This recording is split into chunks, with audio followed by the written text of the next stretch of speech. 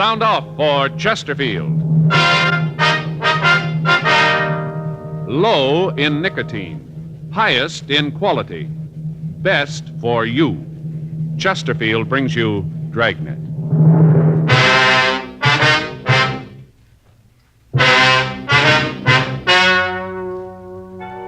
Ladies and gentlemen, the story you are about to hear is true. The names have been changed to protect the innocent.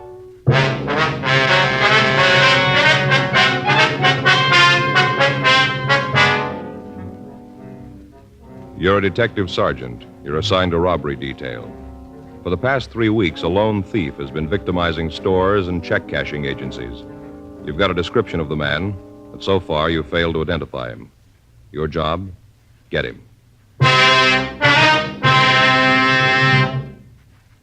Before you buy your next pack of cigarettes, think this over. A doctor has been examining a group of Chesterfield smokers with special attention to the nose, throat, and sinuses. His latest report, after a full year and a half, says no adverse effects from smoking Chesterfield. Don't you want to try a cigarette with a record like this? Chesterfield, regular or king size, they're low in nicotine, highest in quality, best for you.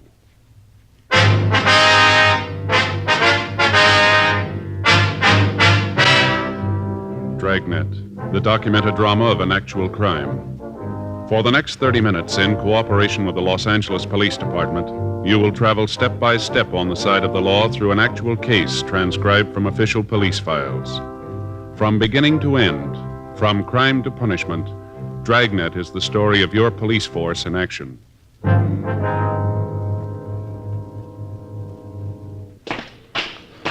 It was Friday, June 10th. It was warm in Los Angeles. We were working the day watch out of robbery detail. My partner's Frank Smith. The boss is Chief of Detectives Thad Brown. My name's Friday.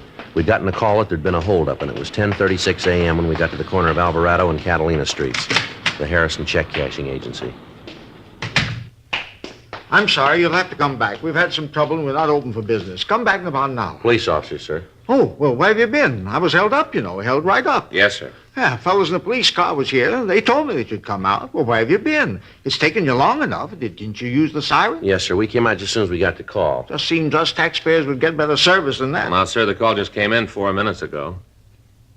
Oh, well, all right then. Well, now let me tell you all about it. Yes, sir, if you would, please. Oh, you just bet I would. Well, now, first off, I had trouble sleeping last night. I knew right off it was going to be a bad day. I can always tell, when I've had a bad night, the next day's always a doozy. Did you give the officers in the radio car description of the man who held you up? Yes, sir. I sure did. I gave it to them right off. Now, you're going to let me tell you all about the holdup? Yes, sir, if you go ahead, please. Well, I had a bad night. Real bad. I knew... Say, my name's Harrison. Abel Harrison. I don't think I got you fellas' names. Oh, this is my partner, Frank Smith. My name's Friday. How do you do? Glad to know you, yeah. Darn fool next door kept pounding the typewriter all night. He never let up. Sir? The man next door, that's why I didn't get any sleep. Some crackpot trying to be a writer. Oh, it's an awful thing. All night long. Dit, dit, dit, ding, dit, dit, ding. All night. Not a wink of sleep. Yes, sir. If you just tell us about the robbery, please. You ain't interested, huh? Well, no, sir, it isn't that. It's just that the more time we lose here, the harder it's going to be to apprehend the suspect. You can understand that. Oh, well, yeah. Now, maybe if you just answer some questions for us, it might be easier and possibly a little faster. Huh? Okay. Fire away. What time did the man come in? About 10:12. Was he alone? Yep. Did it look like there might have been anybody else with him? Nope. Do you know if he drove an automobile? Couldn't tell. I see. Well, would you tell us exactly what he said and what he did from the time that you first saw him? Came in, 10:12, had a gun, walked over to me, pointed the gun, told me to stick up. That the way you fellows want it? Well, you just relax, Harrison, will you, and tell the story in your own words. I'm trying to do just that. Yes, sir. Maybe if I went slower, it'll be easier for you boys. All right, sir, you go right ahead. Well, he came in, stood around for a minute, then come over to the counter. I asked him if I could help him. Uh-huh. We cash checks, payroll checks. First off, I thought that's what he wanted, to cash a check. Wasn't, though. I asked him what he wanted, and he pulled out the gun, told me to keep quiet and hand him the money. Pointed the gun right at my heart, right here. My heart. Are you with me so far, boys? Yes, sir, go ahead. So I gave him the money, all there was in the drawer. I see, sir. About how much was taken, Mr. Harrison? About $1,500. He just took the paper money. He didn't want the silver. Had 2 paper bags. Looked like he'd carried his lunch in them. All kind of wrinkles, you know. Yes, sir. Had me put the money in them. Then he told me to lay down on the floor. Lay there and count to 100 by ones. Told me not to move until I'd finished. He said if I did, he'd come back and kill me. The way he told me, you knew he meant it. After that, he left. All right, sir. What if you can give us a description of the man? Sure, but already gave one to the other cops. Ain't that enough? We'd like to have you tell us, if you would, Mr. Harrison. Oh, them other fellows don't work with you, huh? Well, yes, sir, they do, but we'd just like you to describe the man to us. Well, what's the matter? Won't they tell you? Well, yes, Mr. Harrison, they'll tell us, but the questions they ask you for getting out a broadcast. We have to fill out a report and try to get the man who did this. Oh. Seems like a pretty funny way to operate. Don't tell the other cops what's going on. How tall was the man, Harrison? Well, let's see. I'd say about 5 feet, maybe 8 to 10 inches. Mm-hmm. How much did he weigh, would you know? I'm just guessing, you Nosy. I'm not sure. Yes, sir, we understand. Well, I'd say he weighed maybe, 150, right around in there. How old was he, would you know?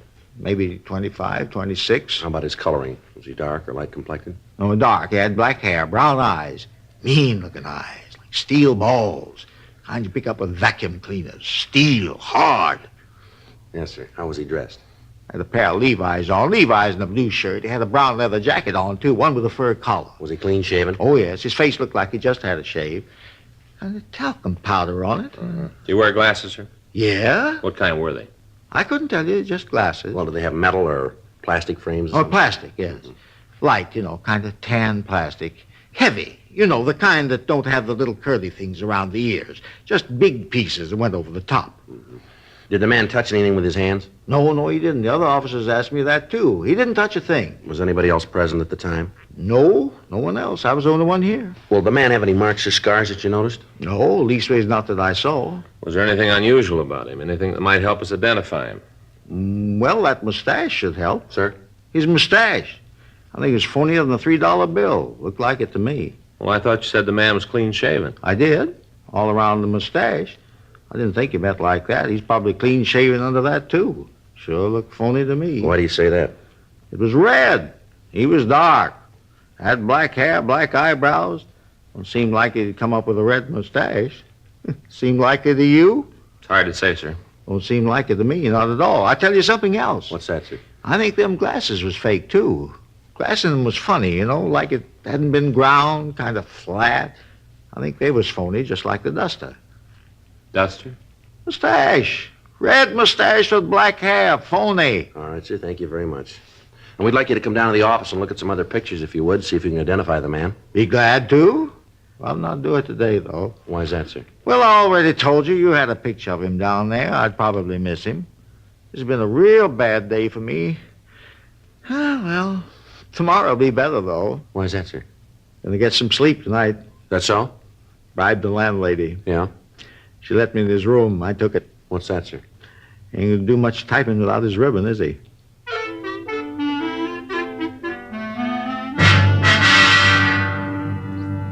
For the past 3 weeks, we'd heard the same story. A man had entered a check-cashing agency or a small neighborhood store and at gunpoint taken all of the currency. Each time, he'd hit just after the owner or the manager had come back from the bank. The descriptions we'd gotten in each theft was the same. Each of the victims looked over the mug books, but they were unable to identify the suspect. The stats office had made an M.O. run going back 10 years. The leads they turned up were run down, but they led us nowhere. Communications to George Brereton up at CII in Sacramento had turned up no new information. We were right where we were after the first robbery. We had a suspect we couldn't identify, a suspect that we couldn't find. 10:45 a.m., the latest victim closed up his place of business and started to accompany us downtown. As we walked out of the store, a police car pulled up to the curb. In the back seat was a man of about 25 years of age. The officer told us that they'd caught the man running down an alley 3 blocks away. The man who matched the description of the thief identified himself as Rudy Martin. While the radio car officer stood by, we took the suspect over to our car to see Averill Harrison, the victim. Caught him already, huh? Is this the man who held you up, sir? Let me get out and take a good look. All right.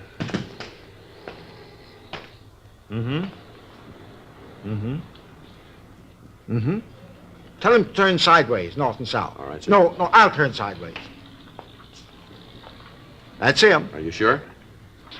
That's the man, even without his mustache and glasses, I can tell. He's lying. He don't know what he's saying. Don't you talk that way to me, young fella. And where's my money, huh? What'd you do with my money? I haven't got it. I never took any money from you or anybody else. You're crazy. I'll teach you to talk to All me right, like Harrison, that. never mind.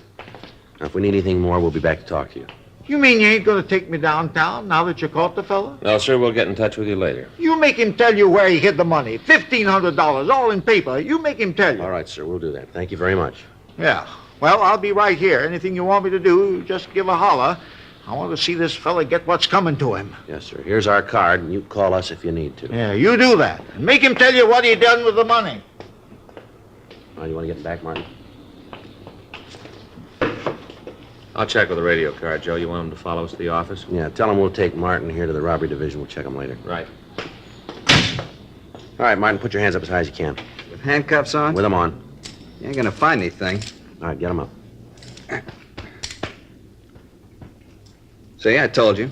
This is a bad thing that man did. I haven't done anything to him. I didn't take his money. Settle back, Martin. Back in the seat. You ever seen that man before? No, I haven't. Is he mad at you for any reason? I told you I never saw him before. Well, he says he knows you. He says you held him up a little while ago. He's crazy. Why'd he say something like that without a reason? I don't know. Your wallet back here? Yeah. All right, slide up a little. Any money in it? No, all I got some change, maybe 40, 50 cents. Just a few cards there and a couple of phone numbers, that's all. There's no money. Mm-hmm. Who's this Johnny Salvatore? He's a friend of mine. Chris Turan? Another friend. They haven't done nothing. They're both nice guys. And look, you got no right to do this. You got no right to arrest We me. just want to talk to you. If you haven't done anything wrong, then you haven't got anything to worry about, have you? That sounds good, but what am I doing sitting here in his car with you? All right, now tell us the real story, huh? I have nothing to tell. I was over by Central Avenue when these two cops came by and picked me up. I wasn't doing anything. Officers say you were running down an alley. They say that you wouldn't stop when they told you to. Now, how about all I that? was scared. You can see how that had happened, can't you? What'd you do with the gun? Wasn't any gun. The victim says it was. I don't know what you're talking about. You registered for the draft, Martin? Yeah. Well, where's your draft card? Isn't it in the wallet? No, it isn't. Guess I must have lost it. You ever been arrested? Did you hear me, Martin? Hmm? How about it? Yeah, a couple of times. What for? Back. Where? Here, back east. Where back east? KC. You sure that's all? Yeah. What were you doing in that alley this morning? I was on my way to see a guy. Who? A friend of mine. Okay, Joe. Yeah? I'll call in. We can get started. Right. 1K80 to Control 1. 1K80 to Control 1. Control 1 to 1K80. Go ahead. Prisoner in custody. Show us out to room 27A, City Hall. KMA 367. Roger, 1K80. KMA 367. You all set? Yeah, let's go. Now, who's this friend you're going to see, Martin? You have to know that? We have to know. Chris Tarrant. What are we going to see him about? Job. He said he could line one up for him. Where do you live? Rooming house down on Wall. All right, you want to tell us what you did with that money? What money? I don't know how to tell you any better. I didn't have anything to do with that guy. I don't know nothing about any robbery. I was on my way to see a friend about a job. A couple of cops picked me up. That's all there is to it, nothing more. If you think you can make this thing stick, then you go right ahead. I don't think you can. Well, we got a lot of time, Martin. So have I. I got nothing to do. Night's sleep and a couple of meals. That's what I stand to come up with. I got no problems. Go ahead, lock me up.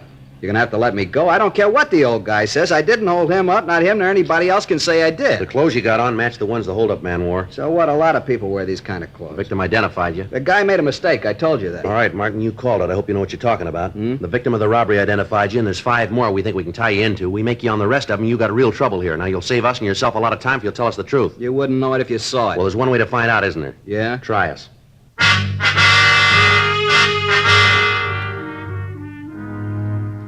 10:52 a.m. We took the suspect back to the city hall and we talked to him for over 3 hours.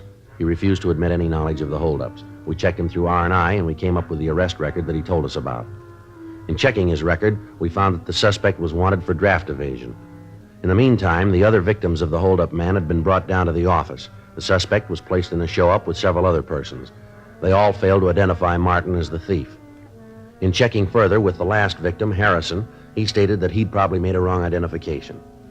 We had a search of Martin's room made, but we were unable to come up with anything. The 2 friends he'd mentioned were checked out, but there was no record on either one of them. The suspect was turned over to the federal authorities for prosecution on the draft evasion charge. We were right back where we started 3 weeks before. The next morning, Saturday, June 11th, we started all over again. This time we went back into the files 15 years. Anybody who even vaguely matched the description was checked out.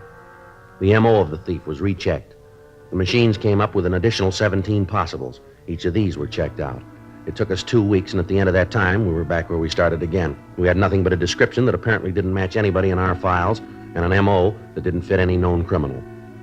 During the time that we'd been checking out leads, the bandit was inactive. Additional cars from Metro Division had been assigned to the detail, and rolling stakeouts were maintained around check-cashing agencies throughout the city. The holdup man had apparently dropped from sight. Saturday, June 25th. I checked into the office. Robbery, Smith. Yeah. Oh, yeah, Ben. Huh? Oh, just a minute. Little John. You see him, Joe? No, I don't think he's here. Little John? No, he's not here. No, Ben, he isn't here. All right, wait a minute. I'll check the book. Yeah, here. No, I left about an hour ago. Yeah, I'll be back. Want him to call you? Okay, wait a minute. Here's a pencil. Uh-huh. 0281? Right, yeah. Okay, Ben. I got something here. Teletype from San Diego from Hewin and Davis. Yeah, what is it? I'll read it to you. R.E. your APB, dated June 10th, R.E. robbery. Robbery occurred this city last night. M.O. and description matches your suspect. We have identification as Jerry Lane. San Diego number 146382. Are sending mug shots. Huh, looks like a break. Well, it might have been. You didn't let me finish. Yeah? He got away. 12:15 p.m. A special delivery letter arrived from San Diego with the mug shots of Jerry Lane. There was also a note from Sergeant Carl Davis. He explained that the suspect had held up a small liquor store in the city and had badly beaten the owner. A witness was shown the mug books and was able to pick out the bandit. He was identified as a Jerry Lane. He had only one arrest record, and that was for a misdemeanor offense in San Diego County. We checked the name through our identification bureau, but there was no record on him in our files. The mug shots from San Diego had been taken over 4 years previously, but the victims of the robberies in Los Angeles had no trouble identifying it, even without the glasses and the mustache. Additional broadcasts were gotten out carrying the name, and radiograms were sent to Washington and to Sacramento requesting any available information. Another week passed while the search went on. During that time, the holdup man hit once more, this time in National City, just south of San Diego. From the reports we got, the M.O. matched the one previously used. The suspect made good his escape. Tuesday morning, 11:30 a.m. Frank and I had been out running down a lead. We just got back to the office. Well, there's another one that didn't go anyplace. Yeah? You know, Joe, if somebody could figure out a way to filter out the bad leads, it'd sure save a lot of legwork, wouldn't it? Yeah, I guess I get it. Robbery Friday. Yeah, all right. It's Hewin. Yeah? Hi, Pappy. Yeah. When was that? Yeah, anything on him? Mm-hmm. Yeah, well, you're probably right. Well, I guess the only thing we can do is put out another broadcast. Yeah. No, nothing up here. What'd you say? Right, yeah. Well, if anything else turns up, let us know, will you? Right. Oh, wait a minute. Say hello to Carl. All right, Pappy. Yeah, we'll be talking to you. Right. Thanks. Bye. What's he got? Well, it's our suspect, Jerry Lane. Yeah? He's going to have to stand for more than a 211 charge now. What do you mean? Latest victim just died.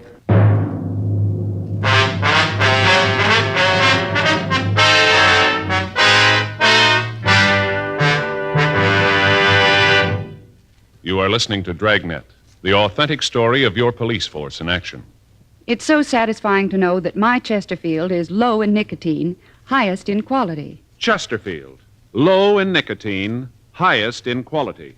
A fact proved by chemical analyses of the country's 6 leading cigarette brands. And it's so satisfying to know that a doctor who has been making thorough examinations, especially of the nose, throat, and sinuses, reports no adverse effects from smoking Chesterfields. His report is a part of a program supervised by a responsible research laboratory and is based on thorough bi-monthly examinations of a group of Chesterfield smokers over a period of a year and a half. That's 18 full months now. Don't you want to smoke a cigarette with a record like this? Regular or king size. Chesterfield is low in nicotine, highest in quality. Best for me, best for you.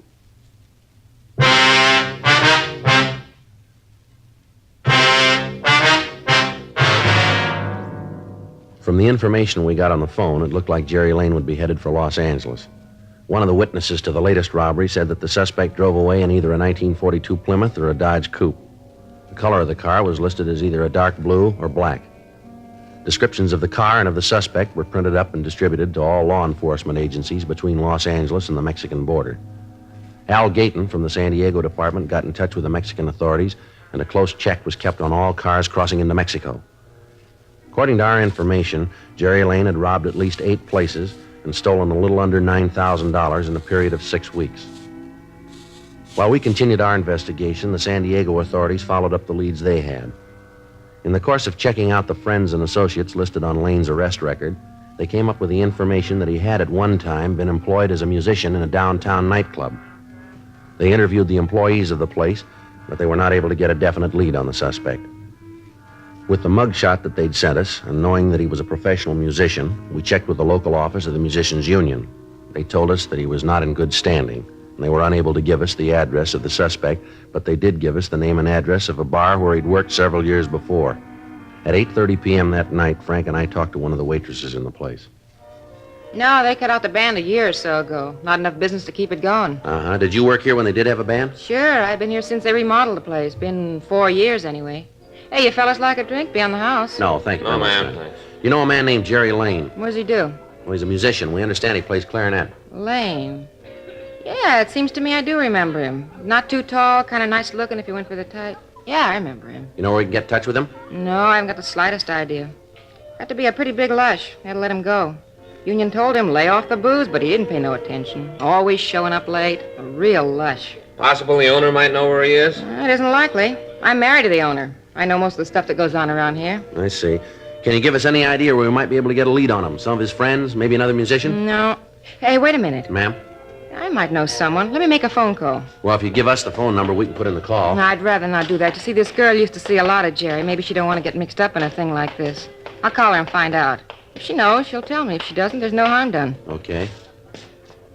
Got a dime? Just a minute. Here's 2 nickels. Thanks. I'd rather you leave the door open, if you will. All right.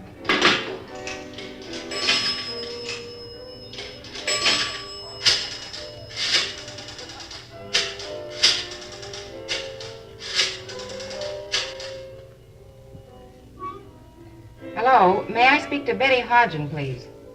Yeah. All right. They're calling her. Good. Nice girl. Never figured out what she saw in Jerry. Mm-hmm.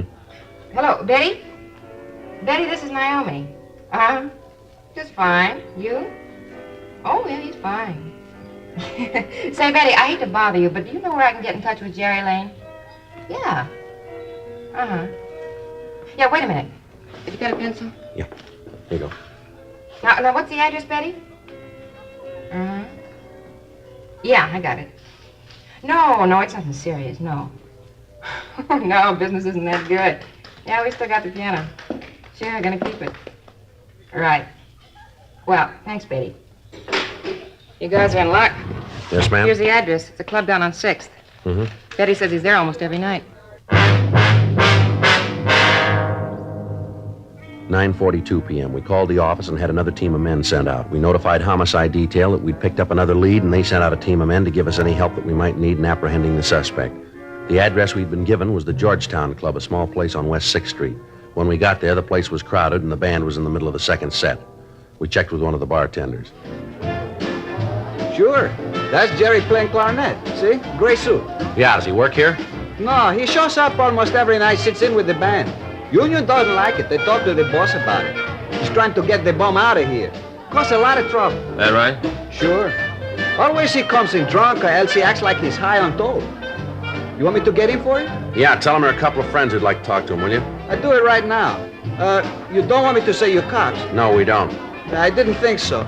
Okay, I get it. Thank you. Some place they got here, huh? Yeah, sure is crowded, isn't it? Right. Better watch him. He's probably armed. Yeah, let's get him outside. It'd be easier to take there. Too many people here. Yeah, the bartender's got him now. All right. Now let's let him get outside before we move away. Right. Yeah, there he goes. Come on. Get.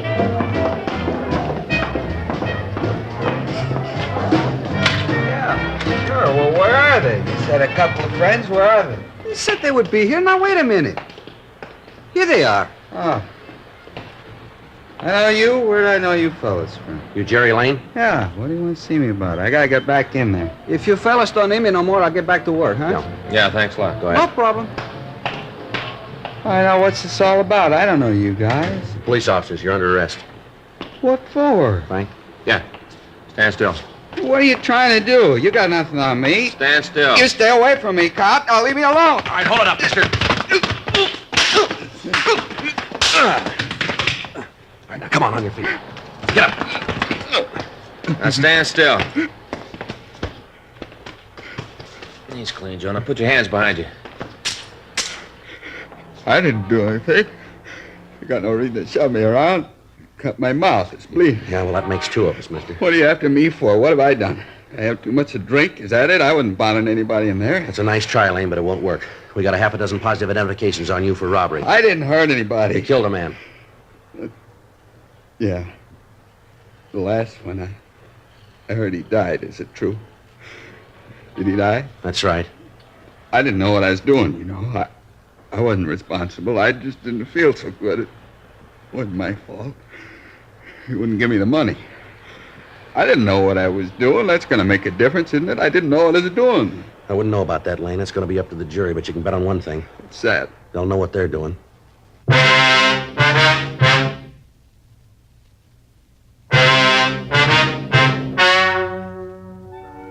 The story you have just heard is true. The names have been changed to protect the innocent. On December 17th, trial was held in Department 92, Superior Court of the State of California, in and for the County of Los Angeles. In a moment, the results of that trial. And now, here is our star, Jack Webb. Thank you, George Fenneman. Friends, the big Labor Day weekend is coming up, so make sure you have plenty of Chesterfields. Get a couple of cartons when you do your weekend shopping. Now, I can tell you why you should be smoking Chesterfields in just 10 words. Chesterfield, low in nicotine, highest in quality, best for you.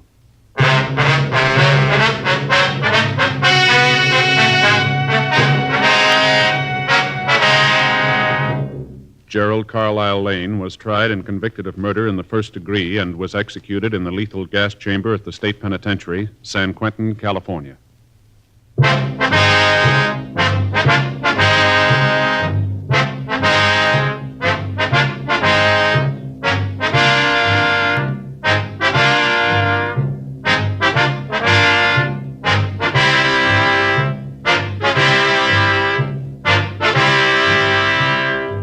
You have just heard Dragnet, a series of authentic cases from official files. Technical advice comes from the Office of Chief of Police W.H. Parker, Los Angeles Police Department. Technical advisors, Captain Jack Donahoe, Sergeant Marty Wynn, Sergeant Vance Brazier. Heard tonight were Ben Alexander, Vic Rodman, Lillian Baeff, Harry Bartell. Script by John Robinson. Music by Walter Schumann. Hal Gibney speaking. Watch an entirely new Dragnet case history each week on your local NBC television station. Please check your newspaper for the day and time. Chesterfield has brought you Dragnet, transcribed from Los Angeles. Have you tried new cork-tipped Fatima? It's the smooth smoke. Here's why. New Fatima tips of perfect cork, king size for longer filtering, and Fatima quality for a much better flavor and aroma. Remember, Fatima has the tip for your lips. Try new Fatima. See how smooth it is. Fatima is made by the makers of Chesterfield, Liggett & Myers, one of tobacco's most respected names.